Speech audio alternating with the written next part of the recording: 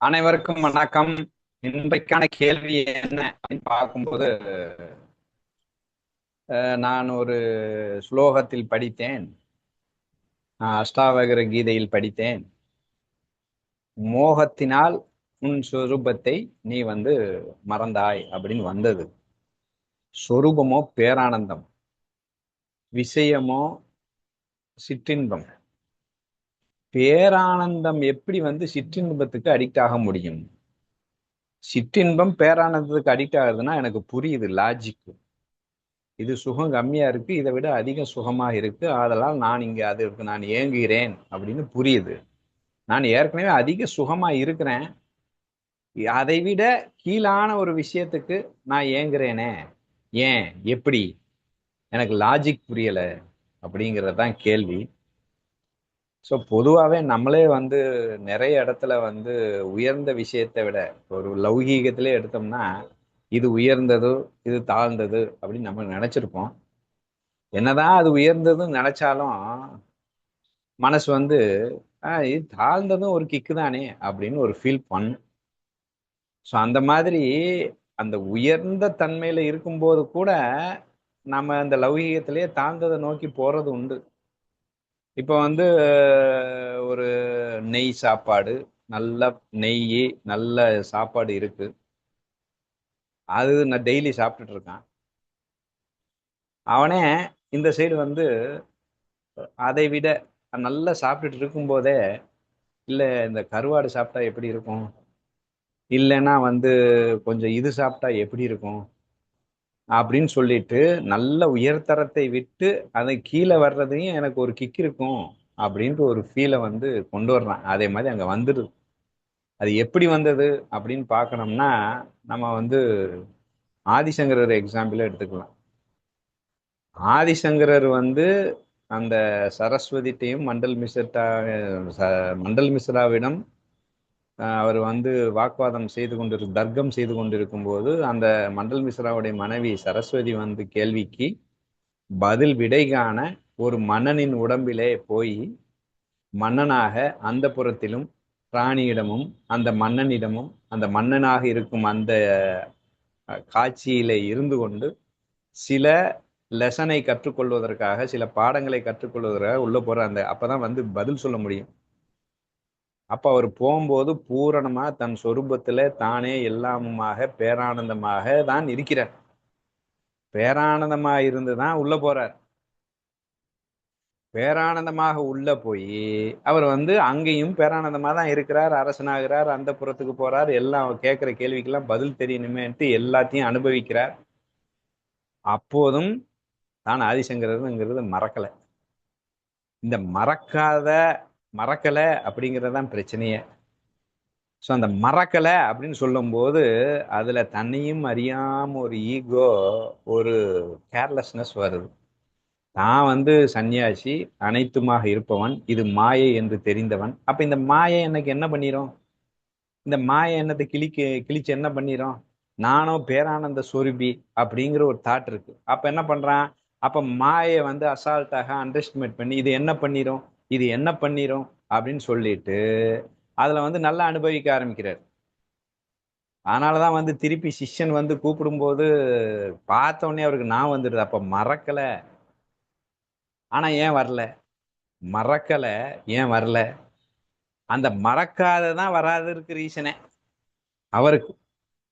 ஏன்னா அதான் நம்ம தான் சொரூபம். நம்ம ஆதிசங்கரரா இருக்கோம், அனைத்தையும் பரபிரம்மமாக பார்த்துட்டு இருக்கோம். இந்த விஷயங்கள்லாம் மாயை. இந்த மாயை எப்படி இருக்குன்னு ஒரு கேள்வி கேட்டா அதுக்கு நம்ம பதில் சொல்லிட்டு போறோம் அப்படின்னு சொல்லிட்டு, அந்த பதிலுக்காக தான் நம்ம இங்க வந்திருக்கோம். இது நம்ம என்ன செய்து விடும், இது நம்ம ஒண்ணுமே பண்ணாதே, நானும் நிறந்த சொரூபத்தில் தானே இருக்கிறேன், இதுவும் என் சொரூபம் தானே அப்படின்னு சொல்லிட்டு அனைத்தும் நானே அப்படின்னு ஒரு ஃபீல்ல அவர் இருக்கிறார்.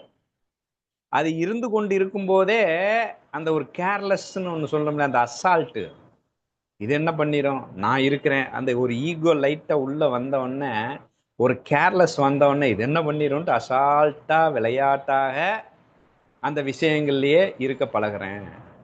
அப்ப அந்த சொரூபம் தான் அந்த விஷயங்களை இருப்பதற்கு அனுமதிக்குது. இது என்ன பண்ணிரு, சும்மாடா இது ஒண்ணும் பண்ணாதடா, வேணா சும்மா விளையாட்டை எடுத்துட்டு வா, நம்ம வேற லெவல்ல இருக்கிறோம், இது என்ன பண்ணிரும், இது ஒண்ணு இல்ல.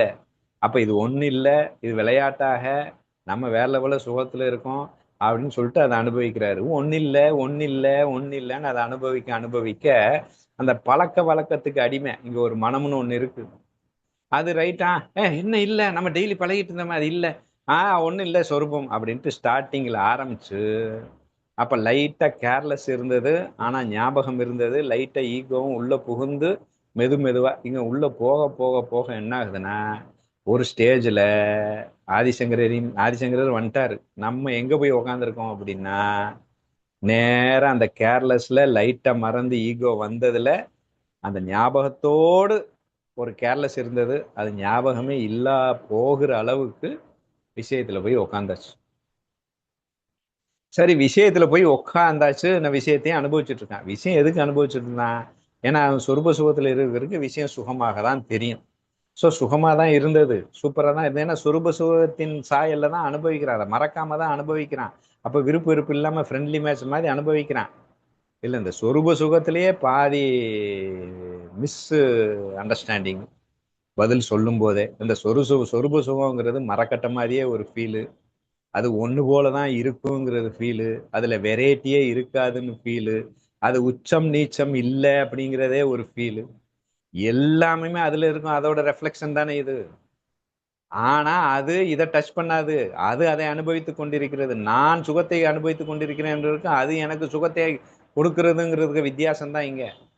அவனை விட விஷயத்தில் இருப்பவனை விட பீக்கு உச்சத்துக்கும் இவன் போவான், பீக்கு சோகத்துக்கும் போவான். ரெண்டுமே கிக்கா தான் இருக்கும், ரெண்டுமே இவனை பாதிக்காது, ரெண்டுமே இவனை டச் பண்ணாது, ரெண்டும் முழுமையாக அனுபவிக்கப்படும். விஷயத்தில் இருப்பவன் தான் திட்ட திட்ட மரக்கட்ட மாதிரி, சுகம் வந்தவன அதை அனுபவிக்காம அதுக்கு ஏங்கி அடிக்ஷன் ஆகி எந்த புலன்களும் வேலை பார்க்காம ஒரு மரக்கட்ட ஸ்டேஜ். துக்கம் வரும்போது புலன்கள் வேற பார்க்காது, மரக்கட்ட ஸ்டேஜ். அதுதான் லைனுன்னு சொல்ல வேணாம், நம்ம சொல்லலாம். ஆனா இது வந்து அந்த பீக்கையும் இந்த பீக்கையும் சூப்பராக அனுபவிக்கும் அது. ஆனா அதுல வந்து எந்த விதத்திலையும் அதை கண்ட்ரோலை மிஸ் பண்ணாது, அடிக்ட் ஆகாது. இந்த ஃப்ரெண்ட்லி மேட்ச்ல விளையாடும் போது ஜெயிக்கும் போது சூப்பர் அப்படின்னு சொல்லுவான், ஜெயிச்சிட்டோம் அப்படிங்குமா. அந்த ஃபீல் என்ன அறகுறையா? ஃப்ரெண்ட்லி மேட்ச் ஆகும்போது எல்லாம் அமைதியா மூஞ்ச மூடிக்கிட்டாவா விளையாடுறான். பயங்கர பீக்கு சந்தோஷம், பயங்கர வேகம், பயங்கர வெறி, ஐயோ போச்சேடா அப்படின்னு சொல்லிட்டு அந்த சோகம் எல்லாம் இருக்கும் ஃப்ரெண்ட்லி மேட்ச்ல, பீக்ல இருக்கும். ஆனா எதுவுமே அவனை டச் பண்ணாது. அதுதான் பேரானந்தம். ஏன்னா எல்லா சுக துக்கம் விஷயம் எல்லாம் அதோட வெளிப்பாடு தானே, அனுபவிக்க தானே வந்திருக்கு. அது ஏதோ ஒரு மரக்கட்ட மாதிரியே இருக்கும், அது எதுவுமே இருக்காதுன்னு ஒரு மிஸ் அண்டர்ஸ்டாண்டிங் வச்சுக்கிட்டு அதை விட்டு வெளியே வராமையே இருக்கும். இப்ப இங்க நம்ம கதைக்கு போகும்போது என்ன ஆகுது, உள்ள போகுது. அப்போ உள்ள நம்ம போய் அவன் போய் போய் கேர்லெஸ்ல ஆரம்பிச்சு அப்படியே மெது மெதுவாக அது அப்படியே மறந்து அந்த விஷயம்தான் சுகம்னு போயிட்டான். ஆனா இன்னொரு கேள்வி வரலாம், அடுத்த கேள்வி, இன்னொரு லாஜிக்கு, ஏங்க விஷயத்துலதான் சுகம் இல்லை இல்ல, அப்ப ஆட்டோமேட்டிக்கா மறந்தான். சரி, கொஞ்சம் கொஞ்சமா மறந்தான், இருக்கிற வரைக்கும் அந்த சொரூபம் இருந்த வரைக்கும் அது சுகம் தெரிந்தது. சுகம் டோட்டலா மறந்த உடனே அங்க சுகம் தெரியாது. அப்ப சுகம் தெரியலன்னா ஐயையோ சுகம் தெரியலையே அப்படின்னு அதை விட்டு வெளியே வர முடியாமல் ஏன் இருக்கிறான் அப்படின்னு கேட்டா, அதுதான் ஞானதேவர் சொல்றாரு. இந்த விஷயம் என்ன பண்ணுதுன்னா, ஒருவேளை சுகத்தையும் ஒருவேளை துக்கத்தையும் மாறி மாறி தந்து கொண்டிருக்கிறது. அந்த துக்கத்தை தந்து கொண்டிருக்கும் போதே இன்னொரு ஒரு விஷயம் வரும்போது இந்த துக்கம் மறைவதை சுகம் என்று நினைத்துக் கொள்கிறேன். வெயில் அப்படியே காயுது, துக்கம்தான். அந்த ஏசி ரூமுக்குள்ள போகும்போது அந்த துக்கம் மறையுது, அது ஒரு கிக்குமா தெரியுது. அந்த துக்கம் மறைவதையே கிக்குன்னு சொல்லிடுவான். அதான் நமக்கு இங்க இருக்கிற பிரச்சனையே அதுதான். இந்த அறியாம தான் அதை விட்டு வெளியே வராமையே தடுக்குது. இப்ப கையில வந்து ஒரு தங்கம் ஒரு செயின் வச்சிருக்கான்னு வச்சுக்கோங்களேன். கையில தங்கம் செயின் வச்சிருக்கான். அப்ப கையில தங்கம் செயின் இருக்கும்போது அவனுக்கு ஒரு சுகம் இருக்கு. திடீர்னு சங்கம் செயின் தொலைஞ்சிருச்சு. தங்க செயின் தொலைஞ்ச உடனே என்ன ஆகுறான்னா, அப்படியே அந்த காஞ்சு போன மாதிரி எங்க போயிடறான், அக்னி நட்சத்திர வெயிலுக்கு போயிடுறான். துக்கம் கஷ்டம் அதுல அட்டாச் ஆகி அப்ப திடீர்னு தங்கம் கிடைச்சது. தங்கம் கிடைச்சோன்னே இவனுக்கு சந்தோஷம் பார்த்தா, ஆகா ஓஹோ இறை கருணை அப்படின்ட்டு மூஞ்சி பூரிப்பு சந்தோஷம் எங்கேயோ வந்துடும். ஆனா இந்த சந்தோஷம் ஏற்கனவே தங்க இருக்கும்போது இருக்காது. இப்ப தங்க வந்ததுனாலதானே சந்தோஷம். அப்ப ஏற்கனவே தங்க இருக்கும்போது ஒரு சந்தோஷம் வரணும்ல. அது ஒரு திருப்தியில இருந்தது, நம்மகிட்ட தங்கம் இருக்குன்னு. ஆனா தொலைஞ்சவன ஒரு கஷ்டத்துக்கு போனது. மீண்டும் அந்த நிலை தான் வந்தது. மீண்டு எக்ஸ்ட்ரா நிலை எல்லாம் வரல, முதல் இருந்த நிலை தான் வந்தது. ஆனா மீண்டும் அந்த முதல் இருந்த நிலைக்கு வரும்போதே பயங்கரமான ஒரு கிக்கு.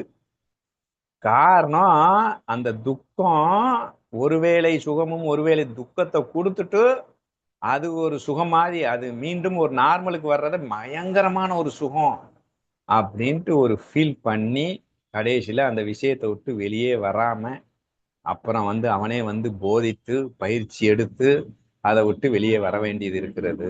அப்ப ரெண்டு ரீசன்.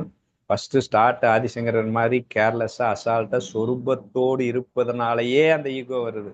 நம்மள என்ன பண்ணிடுறோம், நான் தான் பேரானந்த தானே, இந்த விஷயம் ஒண்ணுமே இல்லை அப்படிங்கிற அந்த சொரூபம் அத மாயைய கொஞ்சம் அசால்ட்டா நினைத்து ஒரு சின்ன கேர்லெஸ் தன்னையும் அறியாமல் உள்ளே வந்து, அதான் என்னை எனக்கே மறைத்தது இந்த மாயை அப்படின்னு கண்ணன் சொல்ற மாதிரி அங்கே அது மறைந்தது. அந்த கேர்லெஸ் இருக்க இருக்க கொஞ்சம் கொஞ்சம் போக போக அதுவே கொஞ்சம் தமசிக்கு வந்து முழுசா விஷயத்துக்கு போய் முழுசா மறந்தாச்சு. முழுசா மறந்த பிறகு ஏன் வரலன்னா, அது மாறி மாறி அந்த துக்கத்தை கொடுத்துட்டு போக்குது, துக்கத்தை கொடுத்துட்டு போக்குது, துக்கத்தை விட்டு வெளியே வர்றான். ஆஹா சுகம் காரணம் அந்த விஷயம் அப்படிங்கிற ஒரு ஃபீல்ல அது மாறி மாறி வர்றதுனால வேற வழி இல்லாம அங்க தன்னையும் அறியாமல் அடிக்ட் ஆயிட்டு இருக்கிறான். ஸோ அதை விட்டு வெளியே வரணும்னா அப்ப மறுபடியும் எப்பயும் போல வைராகியம் பயிற்சி அப்படி அண்டர்ஸ்டாண்டிங் பக்தி அப்படிங்கிற மூலியமா தான் நம்ம வெளியே வரணும். ஸோ இதுதான் என்னுடைய பதில்.